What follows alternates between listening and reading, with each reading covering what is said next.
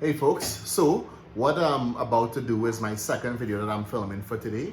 Earlier we filmed the one with a fin comparison where I looked at the Aqualung Storm, which is my new fin, my first set of fins. We also looked at the Apex RK3 and the Aqualung Blades 2, a fin that it's no longer on sale, but it's still in good, it's still working condition. So I'm filming these two videos back to back, but I'm not gonna upload them at the same time. So if you notice that I'm wearing the same clothes, it does not mean that I'm running out of clothes. Of course, you can never have too much. Well, you can have too much. Yeah. It just means that, look, I am saving this one to upload next week. And to be specific as to when this video is being uploaded, this particular video that you're looking at is going live on September 25th, which is my birthday. I turned 38 today. I'm pretty happy about it. And all I want for my birthday, well, no, not all I want, but one of the things I would like for my birthday, since I can't dive, is for my friends and family members who are looking at this video right now to pause it, click the like button, look at the video. If you can't make it through the entire thing, you know what? That's fine. I normally put the chapters in the bar, in the progress bar. Just go through it and find the spots that might appeal to you, and look at a bit of the video and ask a question. I love engaging with people and having conversations. Sometimes I like doing it a little too much and I don't stop speaking. But enjoy the video that's gonna come next, and see you around. I'm going to be enjoying my birthday as best as I can. Keep safe, folks, and remember to always be wearing your mask and all that stuff. It's dangerous times out there, but keep good.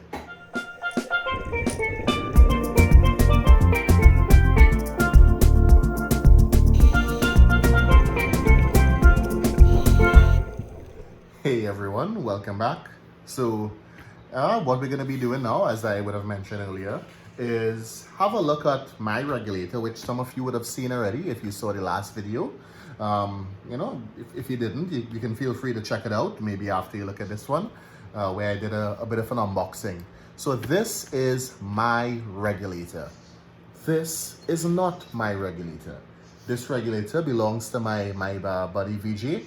He's been diving for quite a few years, and I thought it would be a good idea to show some of the followers some of the differences between our gear, and the setups that we both choose. Mine would be, new, with based on limited experience and going on guidance that I would have received from others. But the gear that Vijay has been using, this would be as a result of years of experience and understanding what works best for him and what does not work. So I'm gonna start with mine because it's, well, for no reason other than the fact that it is mine. So we're gonna open it up, and okay, here we go. I have the Aqualung Core Supreme in the DIN variant. Now, in my country, yoke is what is primarily used. However, there was an issue with some back-ordered products with Aqualung, and I didn't want to wait. I didn't want to take a chance and then end up not getting my regulator.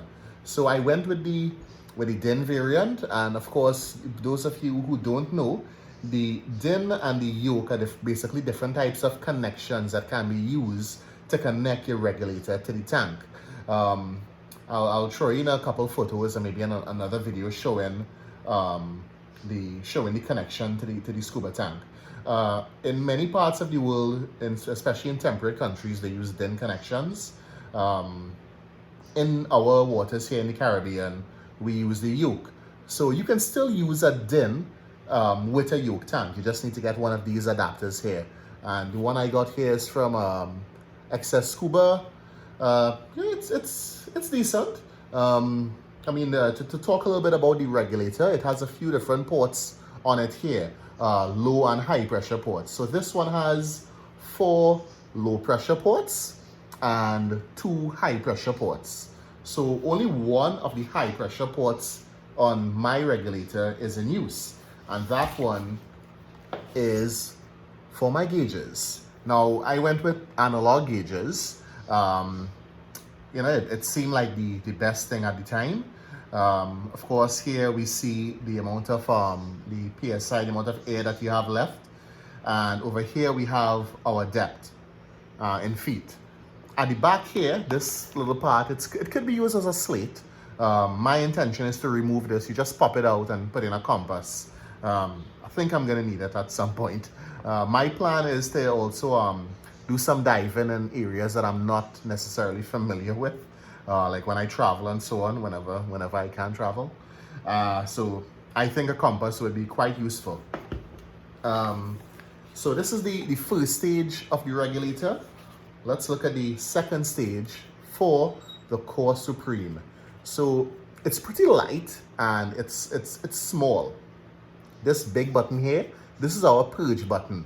And it's one of the good things with this purge button is it's pretty easy to press when you're wearing gloves. I guess that's as a result of how big it is. It's taken up almost the entire face over there. And it has a little snowflake type thing. And I'm guessing that this is to indicate that it's good, suitable for cold water. Now, there are differences between a regulator that can be used for cold water and regulators that can only be used in warm water. And it has to do with the temperature of air changing as a result of pressure. So it basically, without going into too much detail, if it is you have a regulator that is not properly environmentally sealed, what could happen is it could have some freezing taking place within the regulator, and you don't want that to happen. That would be bad. So that's why the Aqualung Core, Aqualung Legend, and some of the other high-end regulators from different brands, they all offer high-end options, whether it be Cressy, Apex, Scuba Pro, Aqualung, and so on. They all would have models that are environmentally sealed, and the Core Supreme is just one of them. So another thing with the Core Supreme that stands out is it comes with this lip guard and this patented mouth grip thing that has a nice little groove for your teeth and so on.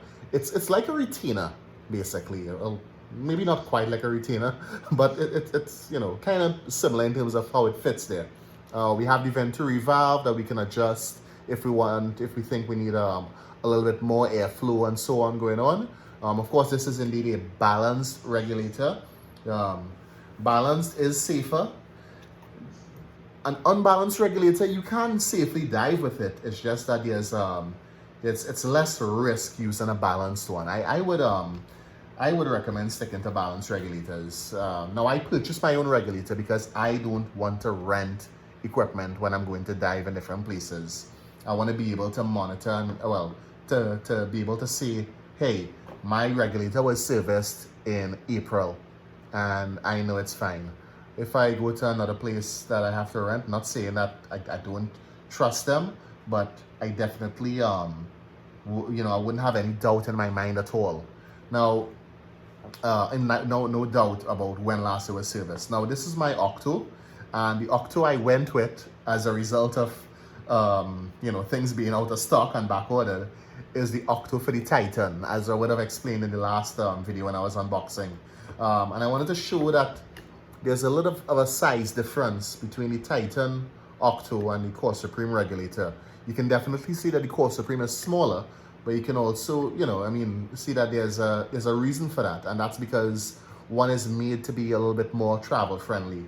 Also, there's a little bit more going on here in terms of heat sinks, something I think is worth paying attention to. Of course, the entire front of the Titan Octo is a purge valve, and we have a little venturi there going on as well.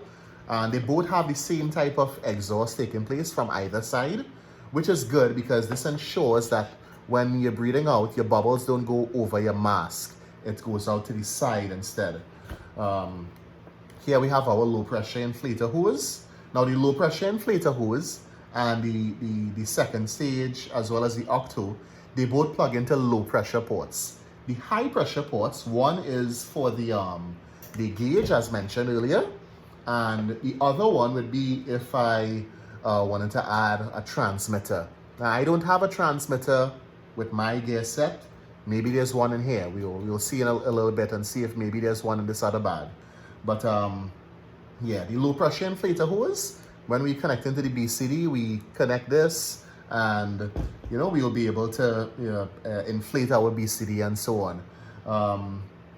So that's about all I wanted to show you with my regulator. Didn't want to go into too much detail because we're gonna be spending more time with this when I do more diving. So let's take a look at the other one now. All right, so let's take a look at what's in this bag here. Oh, that's a nice material. This is a really nice material. Mine isn't made of the same material. This has a type of leathery feel to it. It's not, don't think it's leather, but just best way to describe it. Something to note, this comes with the little image here of the dive flag. So let's open it up, and we're gonna see what a diver with much more experience than me, what gear regulator looks like. All right. Whoa. Okay. Where do we start?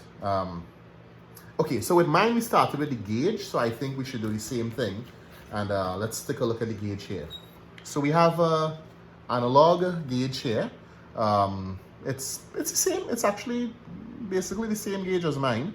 But on the back here, he has the compass that I plan on adding. So this is basically what it's gonna look like. Yeah, this is cool. I'll definitely be getting this. I've already placed the order, so I'll have it soon. His regulator. Let's see, what is this? Oh, this is the Legend. All right, so great. You're in for a treat. This is the Aqualung Legend first stage. This is in yoke variant. So you see, this one doesn't need to have a what do you call the adapter? It just uses it has its own A clamp built into it. Oh yeah, so the adapter is called A clamp as well because it kind of looks like a capital E.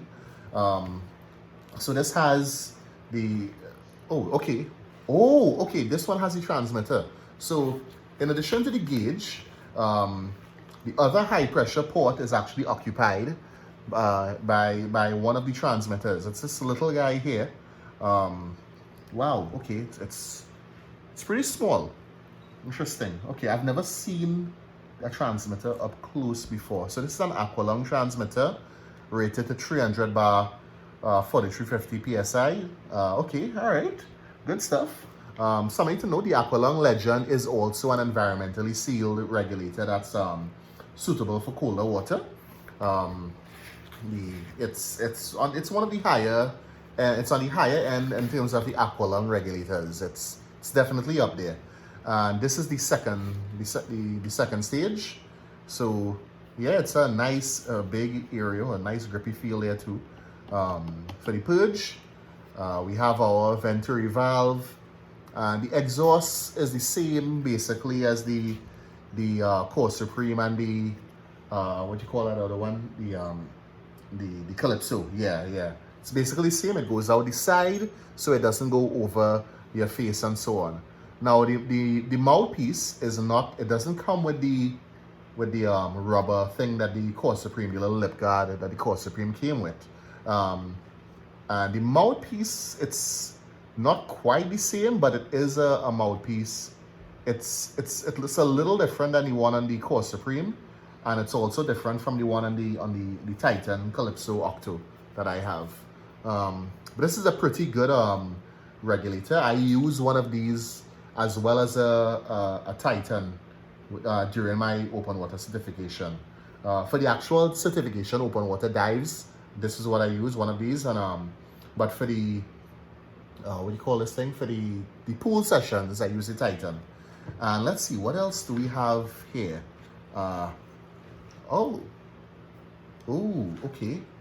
Okay, all right. So his low pressure inflator hose has something attached to it.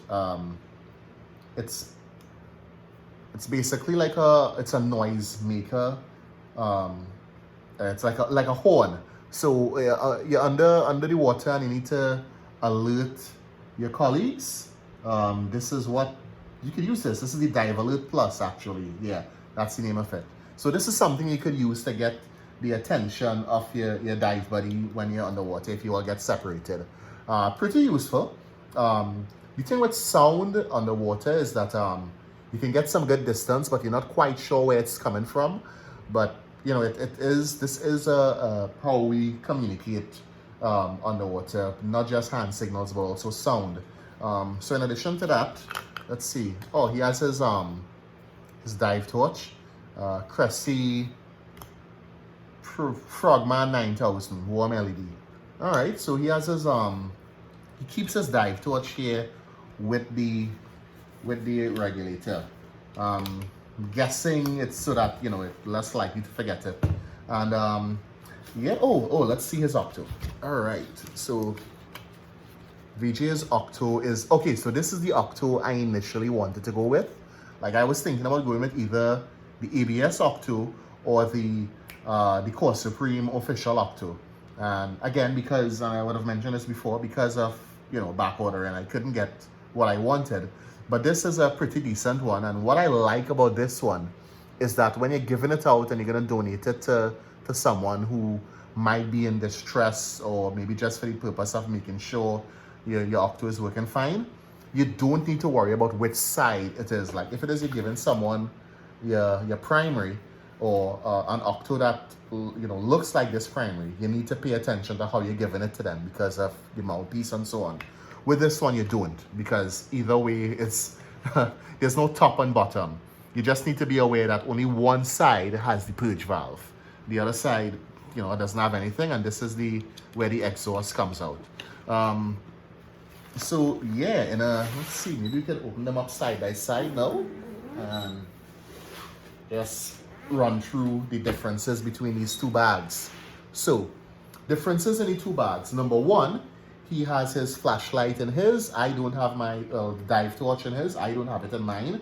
I didn't plan on putting it there, so I guess in time as I get more experience on it, might make more sense to put it here than in the luggage. Also, he has the Dive Alert, which I don't have. It's to signal divers and so on. I don't own one of those as yet, but I guess at some point I will. We have basically the same gauge. It's just that his has the compass that I intend to add to mine. So if we look at the two gauges, one with the compass and one with the slate area, and I'll be moving that slate area, the slate out to throw in the compass when I get it. And of course, mine is in the DIN variant, his is in the yoke variant. So I guess I might have a little bit of an advantage here, because if I go somewhere that has a DIN, I can just remove the adapter and use the normal DIN connection. With a yoke regulator, you can't just, you can't just put an adapter on these to use them with a DIN connection. Yeah, and that's about it for the differences between these two. Yeah, I guess at some point I might get the same Dive Alert type thing. I guess we will see. I'll see if it's how necessary it is. I think there's definitely a safety benefit to having it. I do have a dive torch. I just don't keep it in my bag. But who knows, maybe as I start packing gear more often and going on dive trips, I will realize that it makes sense to keep certain things together for the purpose of packing and unpacking, and probably having a mental note as to where everything is. So yeah, that's it for this video. Hope you all had fun looking at it. Hope you learned a little bit from looking at it. Did I talk about what the transmitter does? Did I may have, hey, this is a mistake on my part. I should have spoken about the transmitter earlier. So I'm just gonna go back and talk some more with the transmitter. This transmitter is used to send information to the computer. So the transmitter, as you dive in and going through the water and so on, the transmitter will send information to the computer, whether it be a watch style or even if you have a gauge style one. So the gauge style computer, like and I'm using Aqualung as the reference because that's what I'm familiar with. The Aqualung i300, there's a model there's a version that can go into the gauge here, and the transmitter could communicate with maybe with the computer. Now, that's if the computer has air integration. I don't know if the i300 has it. But like the i470TC, which is a new model, that has the air integration, and this will send the information, the transmitter will send all the information from the regulator in terms of the amount of air left directly to the dive computer. And that way you'll always be in the loop as to how much air you have. Now, having said that, you still have your analog gauge. So just because you have air integration doesn't mean you should not be checking this as well. In fact, if you have the air integration, I think it's more important to check this. And I'll tell you why. You want to make sure that your dive computer is giving you accurate information, because this is what is keeping you alive.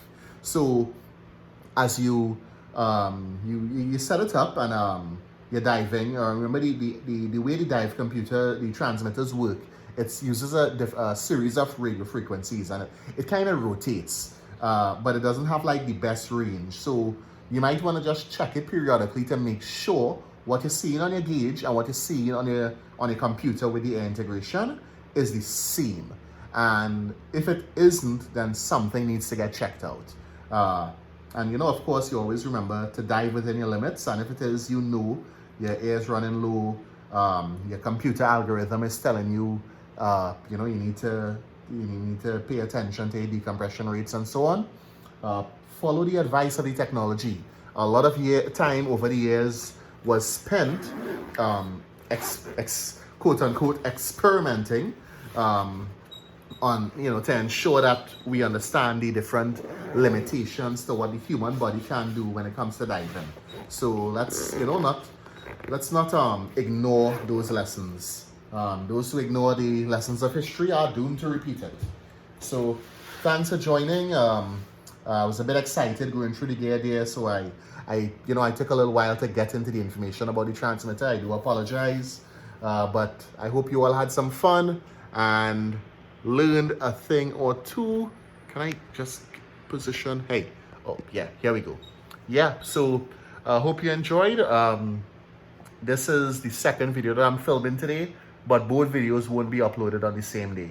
So when you check it out, make sure to leave a like and a comment, and I'll see you all for the next one. Have a good week. Stay safe. Bye, folks.